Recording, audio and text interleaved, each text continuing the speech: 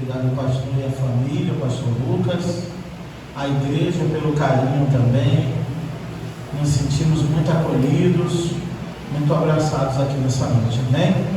Que a graça e a paz do Senhor Jesus estejam em cada coração, amém? Amém. Queria também agradecer, Deus agradecer ao pastor e à família, a igreja num todo, mas algumas pessoas também, né? Pois vivemos aqui dias muito especiais aqui com o pastor Lucas.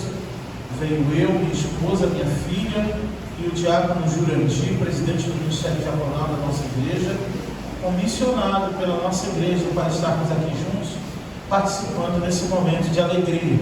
Eu não represento só a PIB-CP, mas estou aqui representando também o Seminário Teológico Eclesial, do qual sou diretor e professor lá no Rio de Janeiro, e também a Ordem dos Pastores Batistas do Brasil, Seção Carioca, da qual também eu faço parte como mobilizador da OPB. Eu queria agradecer aqui, eu vou falar um nome e pega a família toda, amém, irmãos? Eu queria agradecer aqui a irmã Maria Neta e toda a sua família, né? Aí abrange a todos, que nos receberam também com muito carinho, em seu lar, em sua família, em momentos de comunhão, partilhando da mesa, participando também de comidas e pratos deliciosos que o barioca, que eu sou barioca, viu, irmãos? Pastor Lucas e Priscila são cariocas, eu sou barioca, porque eu sou da Bahia, fui para o Rio, e agora vim para a Bahia e estou voltando para o Rio, então ainda a raiz ainda pede uma buchada, ainda pede, né, uma galinha caipira, né, senhor João? Ainda pede algumas comidas assim que a gente, uma farinha, né?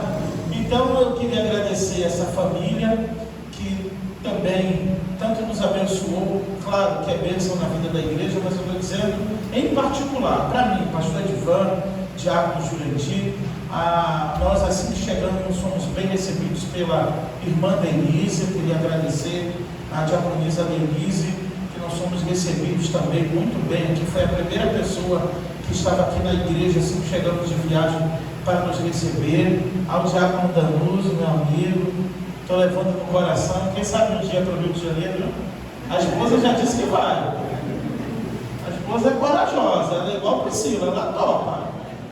Priscila disse eu topo para a Bahia, ela disse topo para o Rio, então com muito carinho, o seu João e a sua esposa Elzi, é isso? Elzi, os pais, né, do diácono Danuso, que nos receberam também ali na fazenda, nas propriedades do seu Bidu, homem de 102 anos, que alegria participar ali, até montar a cavalo eu montei, irmãos, a cavalo quase não me aguentou, mas eu montei no melado do seu Bidu. Aí tivemos uma tarde ali maravilhosa, desfrutando de comidas da terra também, podendo andar ali e participar de tantas coisas, né? E a cada pessoa aqui que marcou a nossa vida de uma forma tão especial, desde essa irmã querida aqui também, chega caladinha aqui, faz um excelente trabalho de limpeza, muito preocupada com a arrumação da igreja, né? E a todos os irmãos, ao Alessandro, o homem da faca, Tramontina, já estou com a minha aqui, já está ali na maloca no carro do Jurandir, quem se atrever, né, vai. Então, irmãos, olha, eu só tenho a agradecer, poder conhecer os irmãos, participar, a irmã Neuza também, a secretária excelente, o pastor tem aqui na igreja, viu, pastor? Uma secretária excelente para dar continuidade ao trabalho na diretoria, e a todos os irmãos que com muito carinho nos receberam aqui. Eu precisava desse momento de agradecimento, irmãos, em nome de toda a igreja, cada membro aqui, que porventura eu não citei. Aqui eu cito aqui essa irmã Maria Neta, já pega até o último banco lá até o tal. Então fechou dali para cá um agradecimento só.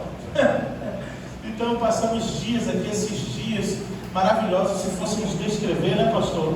Cada momento, realmente, para a gente, no celular não tem nem espaço para tanta coisa, né? E aí eu fico imaginando e desejando que o pastor Lucas e família possa viver tudo isso, muitos e muitos anos aqui com vocês, abençoando esta igreja, abençoando esse ministério, pregando a palavra de Deus e vivendo com a igreja e uma família tão acolhedora. Amém, irmãos? Sem mais delongas, eu convido você a abrir comigo a sua Bíblia no primeiro livro das Crônicas dos Reis de Israel, primeiro livro das Crônicas, capítulo 4, verso de número 9. Eu gostaria que quem trouxe Bíblia abrisse a sua Bíblia e acompanhasse comigo, ok? Eu sei que tem um projetor ali, pode nos ajudar na leitura, mas eu gostaria também que os irmãos pudessem acompanhar a exposição bíblica em sua Bíblia. Primeiro livro das Crônicas, capítulo 4, verso de número 9. Não poderia deixar de agradecer também, irmãos, a PIB-CP, a nossa igreja que nos comissionou, que enviou também com o diácono Jurandir, e ter também a companhia da minha esposa e minha filha nessa viagem missionária. Amém? Capítulo 4, verso 9 do primeiro livro das Crônicas, diz assim: E foi Jabes mais ilustre do que seus irmãos, e a sua mãe lhe dera o nome Jabes, dizendo: Porquanto com dores o dei à luz. Olha o verso 10. Porque Jabes invocou ao Deus de Israel, dizendo: Que o Senhor Deus me abençoe e aumente as minhas fronteiras ou propriedades, que a tua mão me proteja do mal, e que do mal eu não seja aflito. E Deus lhe concedeu tudo o que ele tinha pedido. Oremos. Senhor Deus e eterno Pai, aqui está a tua santa e poderosa palavra. Que a tua palavra encontre um lugar no coração do teu povo nesta noite. Que todos nós possamos ser nutridos espiritualmente pela tua palavra. Que eu diminua para que tu cresça, Senhor. Que eu suma para que tu apareça. E que somente o teu nome seja glorificado. Que tu seja o centro da adoração, do louvor, da honra, do poder e da majestade na primeira igreja batista em Santana. É o que eu te peço, já te agradeço, em nome de Jesus. Amém e amém. Esse livro das Crônicas dos Reis de Israel, principalmente do capítulo 1 até o capítulo 9, é um livro que fala da genealogia do povo que saiu do exílio babilônico. O povo foi escravizado e ficou 70 anos sob o cativeiro babilônico. Na época de Jeremias e Ezequiel, eles profetizaram, principalmente Jeremias, sobre o cativeiro, pois Israel era uma nação que não tinha só Deus como único Deus, adorava outros deuses, havia idolatria em Israel, e a maneira de punir Israel foi Deus usando uma nação mais ímpia do que Israel. Essa foi a crise de Abacuque, pois Deus usa uma nação mais ímpia do que Israel para punir Israel por sua impiedade. Israel fica cativo 72 anos no cativeiro babilônico. Logo após, Deus levanta o rei ímpio, o rei Ciro, o rei conhecido também como o rei dos medos persas, que entra em batalha contra a Babilônia e liberta Israel do cativeiro babilônico. Presta atenção, Deus usa uma nação ímpia para punir Israel, que são os babilônios. Só que depois usa outra nação mais ímpia ainda para tomar Israel da mão dos babilônios. Só que o rei Ciro, Deus chama ele em Isaías de meu servo. Quando Deus diz: Eis que vou adiante de ti, despedaçando os ferrolhos de bronze, quebrando os portões de ferro, embora tu não me conheças, ele está se referindo a Ciro, dizendo: vá contra a Babilônia, que era a maior potência da época, e eu vou te dar vitória. Então, aquele rei ímpio, também é usado por Deus, liberta Israel do cativeiro babilônico, e agora, após libertar Israel do cativeiro babilônico, ele libera Israel para voltar para a sua nação. Diferente dos babilônios, Ciro não quis mais uma vez oprimir o povo. Ele deixa que Israel volte para a sua nação e para a sua propriedade, para adorar o seu Deus.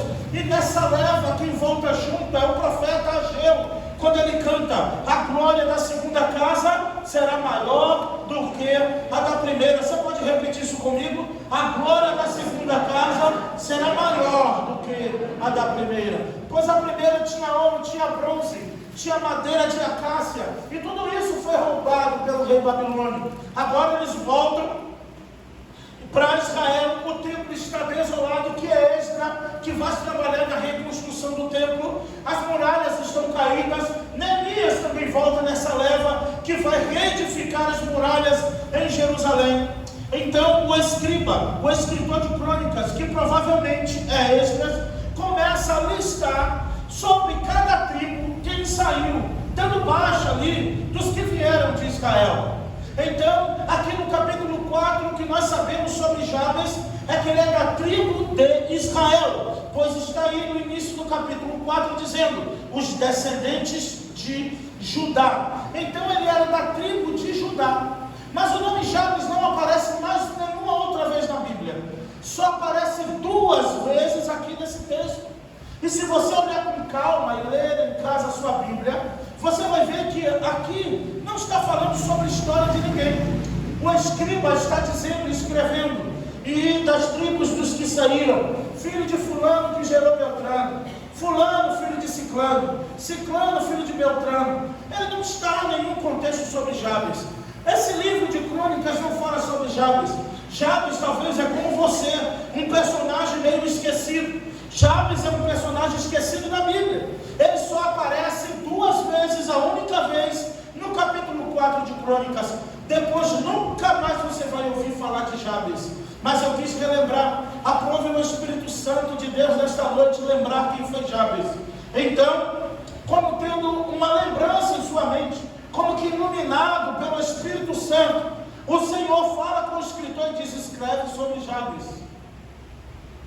Tanto que depois que ele escreve aqui sobre Jabes, o verso 11 em diante, ele continua falando a lista dos que saíram de Israel. Então vamos à exposição do texto agora. Aqui, o autor lembra, e foi Jabes mais ilustre do que os seus irmãos. E a sua mãe lhe dera o nome Jabes, dizendo, porquanto com dores o dei à luz. Vamos começar pelo significado do nome. O significado do nome de Jabes é provocador de dores, ou aquele que causa dor. No hebraico, ou os antigos hebreus, eles não colocavam o nome no filho sem saber o significado. Eles cresciam sabendo o significado do seu nome. Eu lembro que quando a minha esposa ficou grávida da Ellen, nós iríamos colocar o nome Laiane. E aí pesquisamos o nome e não gostamos do significado. Aqui tem alguém com o nome Laiane? Então eu vou poder falar o significado. É um nome até bonito, rimava com Elaine, né? Mas só que descobrimos que é aquela que vem de um lugar estranho. A gente falou, esse significado não fica muito bom. Aí pesquisamos o nome Ellen, que significa tocha, luz, brilho. Falei, então a Ellen, ela se chamará Ellen. Mas os hebreus, quando colocavam o nome no filho, eles sabiam, e eles cresciam sabendo o significado. Vou dar um exemplo para vocês. Malom e Quilion eram os 2 filhos de Noemi, que significava franzino e debilitado. Os 2 morreram quando era jovem. Jacó, que significava suplantador, enganador. Quando alguém chamava o nome de Jacó, ele não entendia como eu e você assim. Jacó, ele entendia assim, ou enganador, ou suplantador, ou espertinho, vem aqui. Mas por que sua mãe lhe deu o nome de Jacó? Quem lembra? Porque ele nasceu segurando o calcanhar do seu irmão, já tentando passar o seu irmão para trás, desde o ventre. Gêmeos, mas ele já nasceu agarrado no calcanhar do irmão. Então os hebreus, eles davam o nome de acordo com o significado, e colocou o nome dele Jacó. E por que a mãe botou o nome de Esaú? Porque ele era vermelho, ele nasceu muito peludo, ele era muito cheio de pelos. Então a mãe chamou ali o outro de Esaú. Salomão significa paz. Salomão reinou 40 anos em Israel em paz. Ok?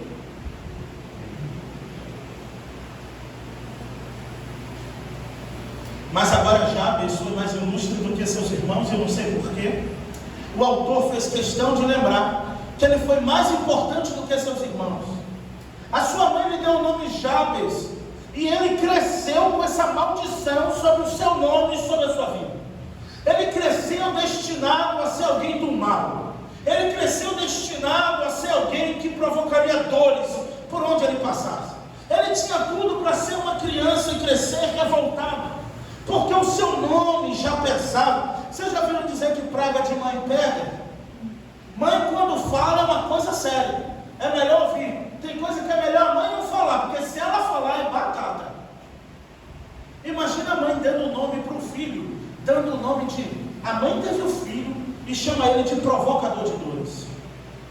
Parece que foi um parto indesejado, sim ou não?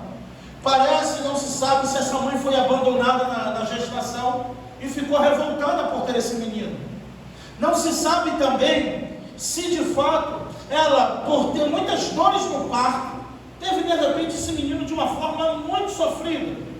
Então ela colocou o nome do garoto de acordo com o que ele representou em sua vida. Agora imagine vocês, o Jabes na escola, e os meninos dizendo: ô provocador de dores, olha, ele quase matou a mãe no parto, né? Imagine aí a situação que Jabes não enfrentou. Mas o autor, vamos descobrir por que ele foi mais ilustre do que seus irmãos. Por que ele foi mais importante do que seus irmãos? E aqui, irmãos, está se referindo à própria casa, está se referindo aos seus irmãos. Porque alguém que tinha tudo para dar errado, deu certo. Sabe por que? Eu tenho uma resposta. Porque não importa o que o homem diz, não importa o que a ciência diz, não importa o que a sociedade diz, não importa o que os outros dizem, o que importa é o que Deus pensa e sabe ao seu respeito. O pastor já disse aqui no início: agindo Deus, quem impedirá? Não importa o que pensam de você, não importa o que falam de você, não importa qual a palavra de maldição foi lançada sobre a sua vida, o que importa é o que Deus sabe sobre você, o que importa é que Deus te escolheu, o que importa é que Deus te chamou, o que importa é que Deus tem um plano na sua vida. É isso que importa. Às vezes sofremos porque ficamos se importando com o que os outros dizem. Às vezes tem pessoas que têm traumas por uma palavra, tem pessoas que têm complexo de inferioridade, tem pessoas que têm complexo de rejeição, tem pessoas que têm traumas porque ouviu uma palavra um dia um pouco dura do pai, um dia da mãe, ou de alguém da vida. A palavra de Deus é mais poderosa do que a palavra de qualquer homem aqui na terra, e essa palavra está sendo liberada sobre a tua vida. A palavra de Deus, que tem todo o poder para quebrar toda e qualquer maldição, para quebrar traumas, sequelas. Não importa o que você passou, não importa o que você ouviu, Deus quer te tornar mais ilustre do que todos aqueles que te humilharam. Mas não foi assim do nada que Jabes ficou ilustre, não.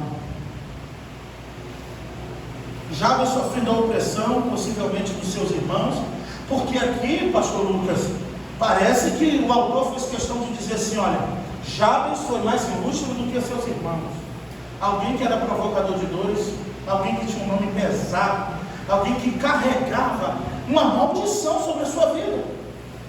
Uma maldição, um nome maldito, porque os israelitas, quando davam o nome meio que era uma profecia sobre a vida daquela pessoa. Não sei se você já ouviu alguma mãe, algum pai dizendo: esse menino não vai dar para nada que preste. E lá no futuro, o que acontece? E ele começa a acreditar que não vai dar para nada que preste. Ele começa a acreditar que realmente ele não presta. E aí, sofrendo a rejeição, as rejeições, sofrendo tantas mágoas, entra em autopunição, em autossabotagem, e muitas vezes se torna aquilo para ferir o seu pai e a sua mãe. Mas Jabes fez algo diferente.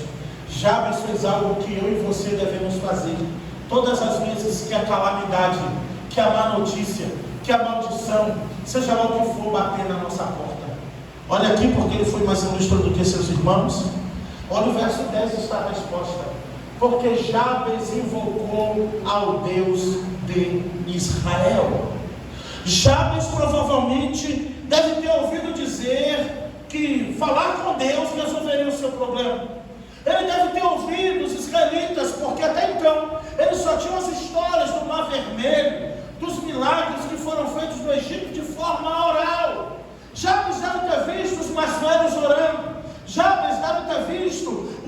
anciões na sinagoga orando. Então, ele não se conformou com a maldição, com a palavra de maldição, com traumas e com sequelas sobre a sua vida. E eu também libero essa palavra para você. Hoje é a noite de você jogar por terra toda palavra maldita liberada sobre a sua vida.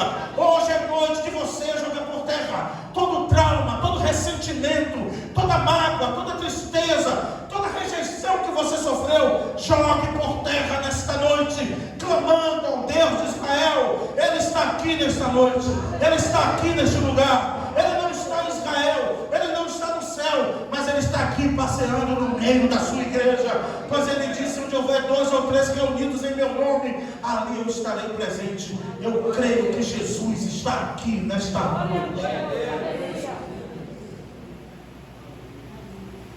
Jabes fez algo que eu e você devemos fazer. A oração de Jabes é poderosa. Na verdade, não existe oração poderosa. É o Deus da oração que é poderoso.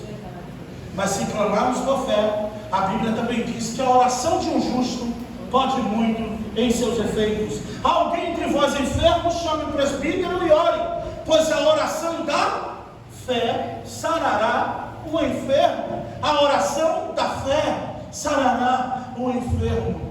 E se você tiver fé no que você está ouvindo nesta noite, o teu coração vai ser sarado, a tua mente será sarada. Você não vai precisar de psicólogo, de psicanalista, de terapeuta, de psico não sei o que, nem de psiquiatra. Você precisa apenas de um toque de Jesus na sua consciência, um toque de Jesus no seu coração. Você não vai precisar mais de remédio para dormir, porque aqueles que confiam no Senhor são como os montes de Sião, que não se abalam, mas permanecem para sempre. E ele canta como salmista no Salmo 3: eu me deitei, dormi e acordei, porque o Senhor me sustentou. E no Salmos 4 ele diz: em paz também me deitarei e dormirei, porque só tu, Senhor, me faz habitar em segurança.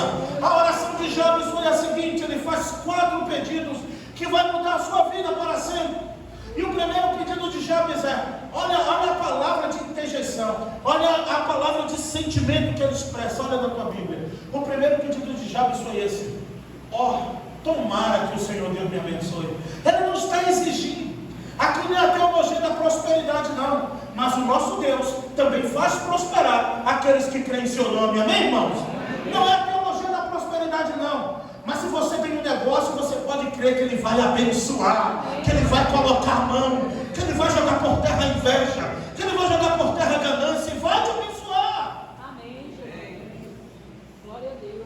Então o primeiro pedido de Jabes, ele diz: tomara que o Senhor Deus me abençoe. Oxalá que Deus me abençoe. Quem sabe, ele diz assim, quem dera, dependendo da tradução, ele vai dizer: quem dera que Deus me abençoe. Então, uma palavra de maldição sobre a sua vida, um nome dado negativamente pela sua mãe. Ele está ali provavelmente sofrendo a afronta dos seus irmãos, que se achavam melhor do que ele. E ele ainda naquela fase de sofrimento, a sua oração, e ele invoca. Invocar, meus irmãos, é gritar. Invocar é suplicar. Invocar é insistir. Aqui não foi uma mera oração, foi uma invocação. Ele clamou, ele gritou. A Bíblia não diz que Jabes era crente. A Bíblia não diz que Jabes orava quantas vezes ao dia como Daniel. A Bíblia não fala sobre a vida dele.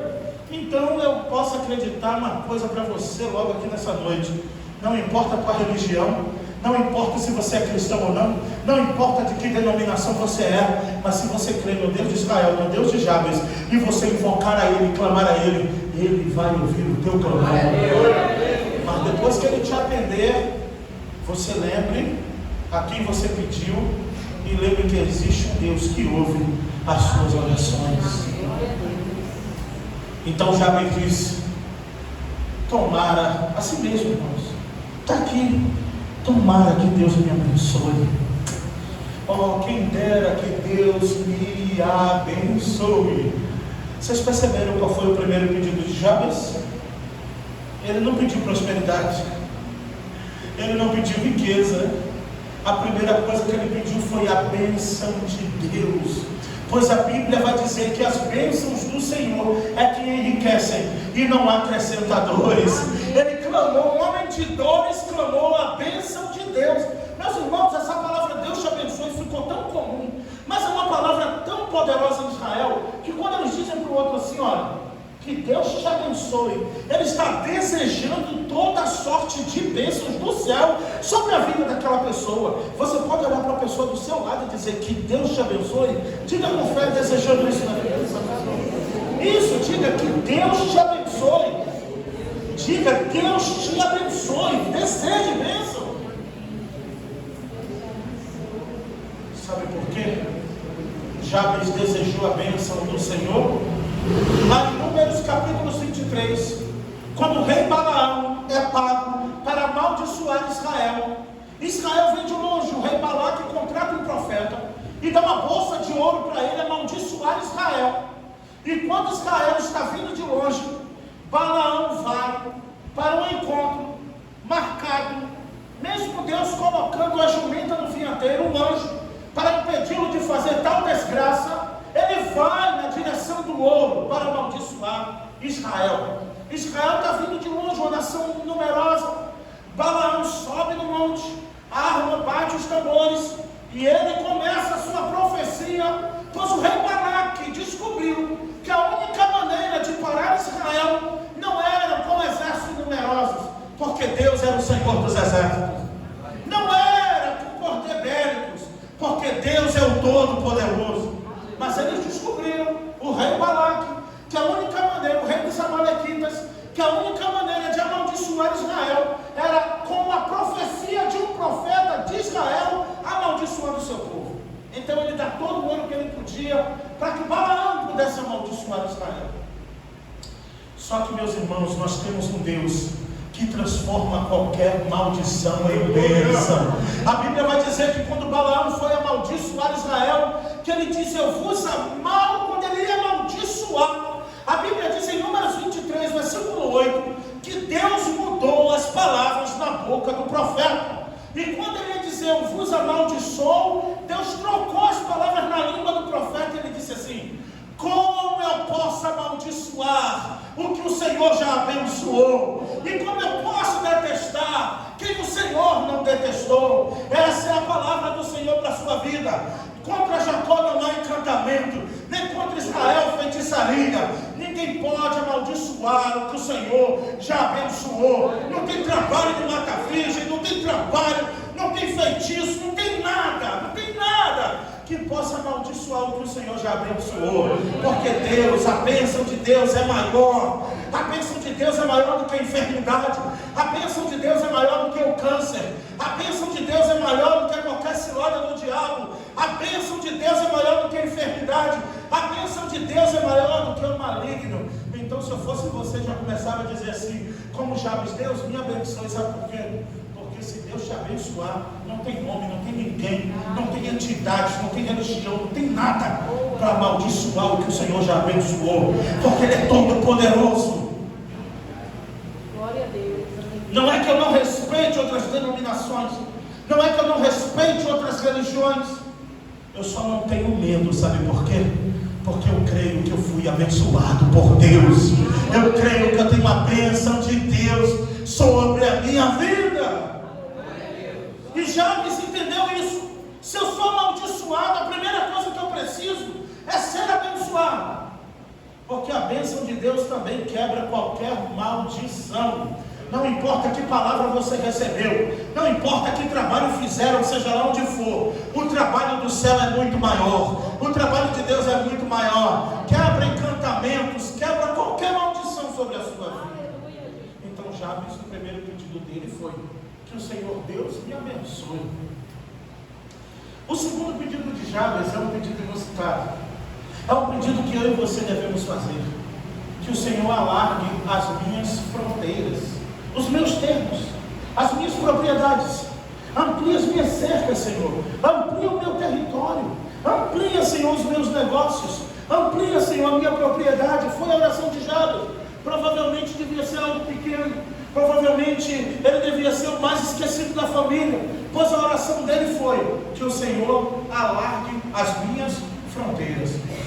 Sabe por quê? Porque talvez Jabes ainda não sabia disso, mas nós sabemos que a bênção do Senhor é recalcada, sacudida e transbordante. Então ele disse, ele já pediu crendo. Se ele disse que o Senhor Deus me abençoe, ele já correu e pediu para Deus ampliar as suas fronteiras. Como? Eu não sei, meus irmãos. Mas ele pediu que o Senhor alargue as minhas fronteiras. Será que você pode fazer essa oração? Você crê? Amém. Senhor, alarga as minhas fronteiras. Diga, Senhor, alarga as minhas propriedades, as minhas fronteiras. Senhor, abençoa, Pai, alarga as minhas fronteiras. Essa foi a oração de Jabes. Só que ele entendeu também que após receber a bênção de Deus, ele precisava de lugar para guardar tanta bênção que viria. 2 agricultores oraram a Deus pedindo chuva. Só que os 2 oraram pedindo chuva, só que um correu e foi preparar o campo, e o outro ficou esperando a chuva chegar. Quem vocês acham que realmente acreditou que Deus ia mandar a chuva?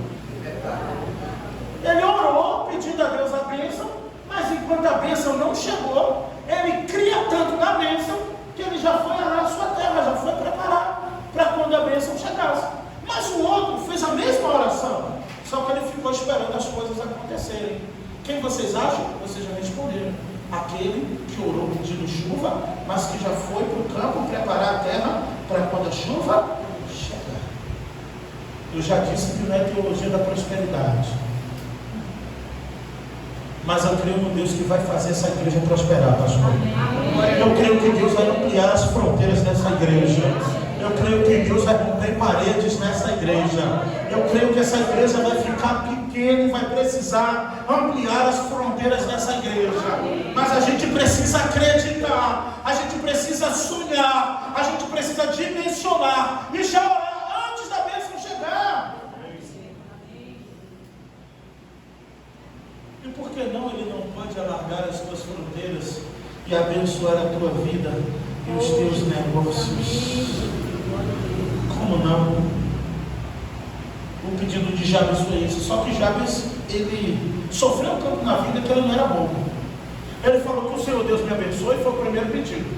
O segundo pedido de Jabes foi que o Senhor aumente as minhas fronteiras. Só que o terceiro, ele entendeu que quando as bênçãos começassem a chegar, o que é que ia começar a acontecer? Olha aqui para mim. A inveja, a aflição do inimigo. Porque assim, você já reparou? Aqui vocês nunca passaram prova não, mas eu já passei umas provas. E dando glória a Deus é difícil. Lázaro disse que tem que passar, o cantor Lázaro dizia que tem que passar na prova dando glória, mas às vezes a dor é tanta que você só geme, não consegue nem dar glória a Deus. Ninguém tem inveja de você quando você está na prova. Ninguém tem inveja de você quando você está desempregado. Ninguém tem inveja de você quando teus negócios não vão bem. Ninguém tem inveja de você quando você está a pé. Ninguém tem inveja de você quando você está morando de aluguel. Ninguém tem inveja de você enquanto você não passou no concurso público. Ninguém tem inveja de você. Mas quando as bênçãos de Deus começam a chegar, aí começa, como conseguiu? Onde arrumou? E está fazendo o quê? Não sei como conseguiu. Vai lá na PIB de Santana que você vai descobrir como é que eu consegui. O Deus de Israel, a quem eu sirvo, que me fez prosperar em terra seca, em terras áridas, pois eu creio num Deus da promessa. E Jabes pensou que o Senhor Deus me abençoe, alargue as minhas fronteiras. Mas ele disse assim: agora, depois que eu ficar bem na foto, eu vou precisar de algo. Que a tua mão seja comigo. Sabe por quê? Porque no Antigo Testamento a Bíblia vai dizer que com forte mão Deus tirou o povo de Israel do Egito. Jabes sabia que a mão do Senhor é poderosa. Mais uma vez a palavra liberada pelo pastor. E Jabes sabia, mesmo que Paulo ainda não tivesse escrevido Romanos, que agindo Deus, quem impedirá? Então ele disse: Senhor, eu quero ser abençoado, eu quero que tu alargue as minhas fronteiras, mas eu preciso da tua poderosa mão sobre a minha vida. Sabe por que, meus irmãos, é importante ter a poderosa mão sobre a nossa vida? Porque tem gente que com muito pouco esquece de Deus. E Nabucodonosor um dia ficou tão próspero que ele disse assim: segundo a minha magnificência, segundo a minha ciência e sabedoria, eu consegui tudo isso. Aí Deus é soberbo. Ele ficou 7 anos como animal, dormindo no sereno, as suas unhas grandes, e ele comendo relva e dormindo no sereno. 7 anos ele foi humilhado. Mas Jabes entendeu: Senhor, se eu for abençoado, se eu for próspero, eu vou precisar que a tua mão seja comigo. Eu vou precisar que a tua mão seja comigo. Sabe por quê? Porque Deus não é homem para que minta, e nem filho do homem para que se arrependa.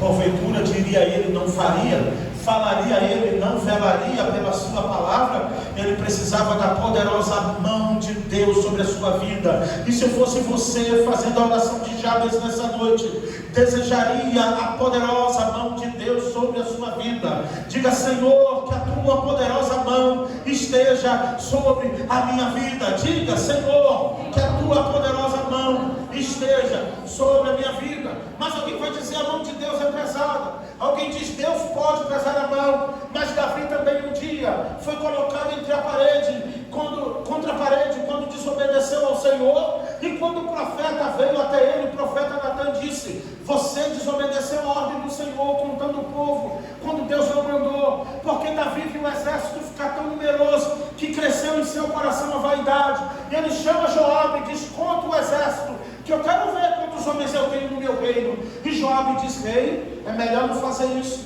Deus mandou você fazer isso. E Davi disse: eu sei o que eu estou fazendo, porque a Bíblia diz que Satanás incitou o coração de Davi para contar o povo. Então, quando ele conta o povo, Deus manda uma praga sobre a terra e mata muitos homens daquela cidade. Davi ora ao Senhor, oferece sacrifícios ao Senhor pelo pecado, mas mesmo assim o profeta vem até ele e diz assim: você pecou contra o Senhor. Você tem 3 opções, eu não vou lembrar agora, mas eu lembro de 2. Uma das é colocar você defronte dos seus inimigos, para enfrentar todos os seus inimigos em batalha. E a última é cair na mão do Deus vivo. Porque horrível coisa é cair na mão do Deus vivo. Você sabe qual foi a resposta de Davi? Você sabe, irmão João, qual foi a resposta de Davi? Eu prefiro cair na mão de Deus do que na mão dos homens. Mesmo debaixo de punição, mesmo debaixo do juízo de Deus, a mão de Deus é tão forte, tão acolhedora, tão justa, tão poderosa, que mesmo sentindo o peso da mão de Deus, mesmo o profeta dizendo: horrível coisa é cair na mão do Deus vivo, Davi ainda disse assim: mas mesmo assim, eu prefiro a mão do Deus vivo, eu prefiro cair na mão de Deus. Então deseje a mão de Deus sobre a sua vida. É melhor a mão de Deus sobre a sua vida do que a mão do homem. É melhor a mão de Deus na sua vida do que a mão de um prefeito.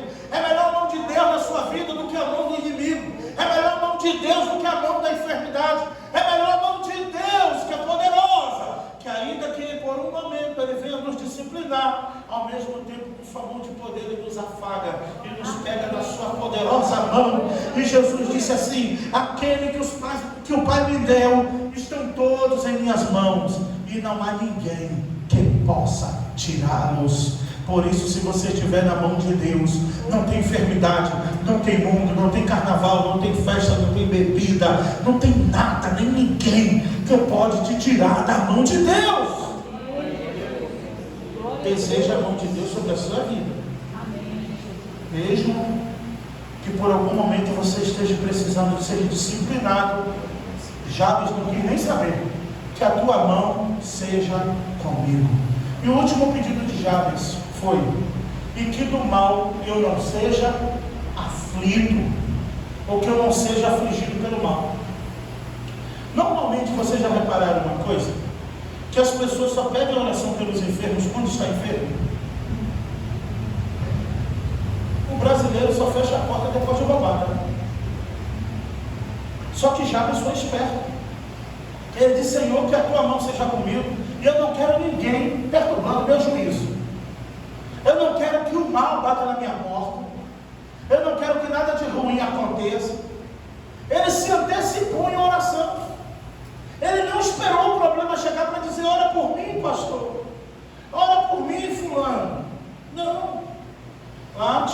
um saudoso que hoje está na glória, pastor Hélio, já um pastor idoso, quando eu cheguei na igreja, e quando alguém no culto de oração, o pastor Lucas dizia assim, eu quero que o senhor ore pela minha vida espiritual.